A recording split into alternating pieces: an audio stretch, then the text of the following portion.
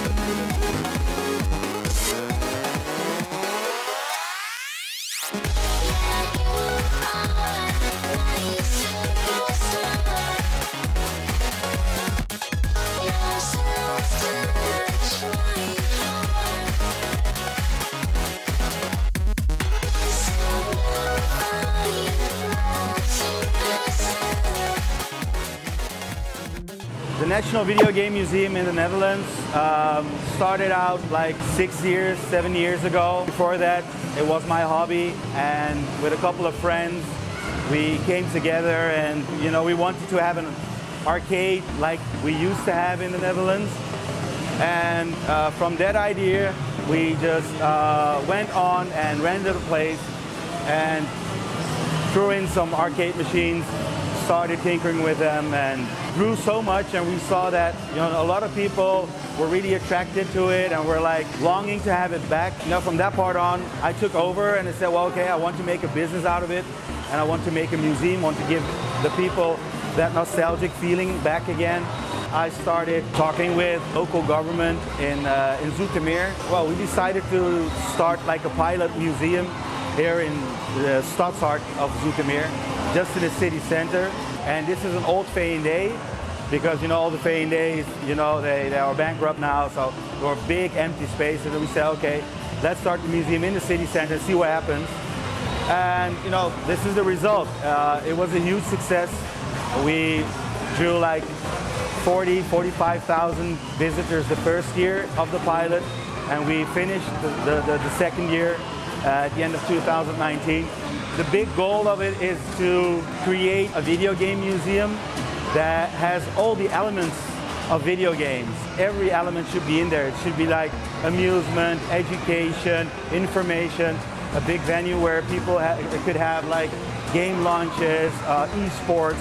So video games in the largest spectrum possible, to give people something back from their youth and give young generations an insight of what it was and where it came from, and the games that they play now, or how gamification, it's not really visible all the time, but still everything is game, and we want to show people that where it came from, where it is heading to, from from Pong to VR, and we want to give everybody that whole experience.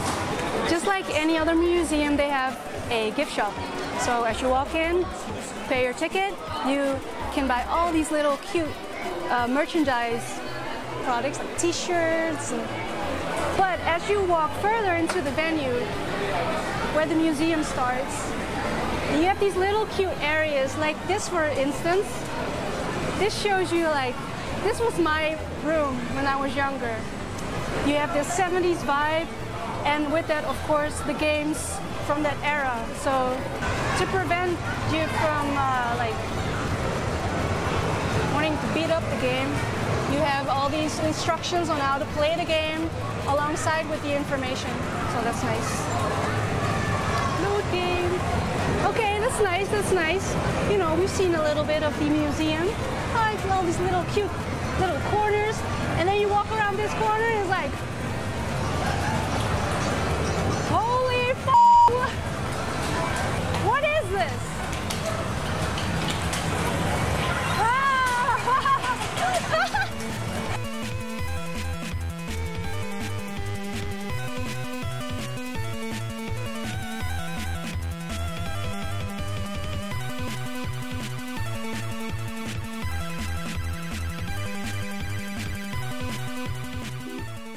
Okay, so you thought you've seen it all, but we went downstairs, took the elevator, and voila, we're here in this storage space. Could you please show us around? Yes, definitely. Well, this is a humble storage that we have downstairs, and here we have a lot of stock that we fix or that we just get in from containers that we get from abroad, especially from Japan or from the US or from Canada. Some things we resell, some things we fix for the museum to exchange if we have broken machines. Well, you see classic machines that we buy from the Marktplaats. At the end of February we will have a rhythm fest, so we are stocking a lot of rhythm games because we want to have the biggest rhythm gaming event of Europe. So Rhythm Fest is going to be huge. We have a bigger storage even in Den Haag. We want to be one of the biggest in Europe, and it's not that's like a prestigious thing, but we just want to have the biggest and baddest experience ever in the Netherlands or Europe or whatever. You see a lot of open monitors and they're a pain to fix. And I think it's a real good start to start preserving everything, and that's the main reason why we have so much, because when people use them, they get used heavily, and maintenance is really, really important. So we're not only buying things, but we're also trying to expand our knowledge and enriching our knowledge of how things work. And I think we're doing a really good job, and people start to gather a lot more and start to, cling on to the museum. Also, older people, they say, well, I have some, technical knowledge of these and these machines. I want to be a volunteer. So we have a lot of volunteers. We have a lot of people,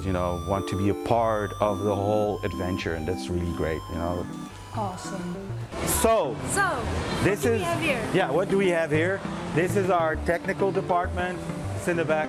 And this is where some of our volunteers and some technical personnel that we have fix and repair all the things that are broken in the museum, or projects that are close to be finished to be put in the arcade or in the museum. He's not here today, but we have Frans. He's head of our technical department, and this is his working place. And you can see all kinds of measuring equipment and soldering equipment, but these are the things that we use the most. So cables, PSUs, so power supplies, special boards that go into the machines. It's also nearly impossible to get it organized and have everything perfectly in containers with labels. It's good for what it is. We have a lot of computers, and these are also machines that we use in arcade machines that we use nowadays. So you have the older arcade machines, and this basically like PCBs. So this is one game that we use in an older machine, and it's labeled World Cup. This is a soccer game, but could have been Pac-Man or Donkey Kong or whatever. So, but in new machines and games that look like a PC as we know it. Yeah. Raw Thrills, it's an American company, make really nice games. H2 Overdrive, Terminator Salvation in the front. Those run on just Dell Optiplex 720s or 740s. If there's really no choice, if we can't find the board, we can't fix it, then we might use an emulator. They're just as good as the original, but we would like to have the original, of course, as a museum. It's an ongoing process, it's an ongoing struggle, but we're managing. Yeah. Thank you for watching the final episode of Character Unlocked. If you haven't seen the previous episodes, please hit the link below. Don't forget to subscribe and hit the notification bell. Don't cry, because we're going to be back soon with a new series. And I'm I'm gonna stay here for a little bit because I feel like I haven't seen half. So, see ya!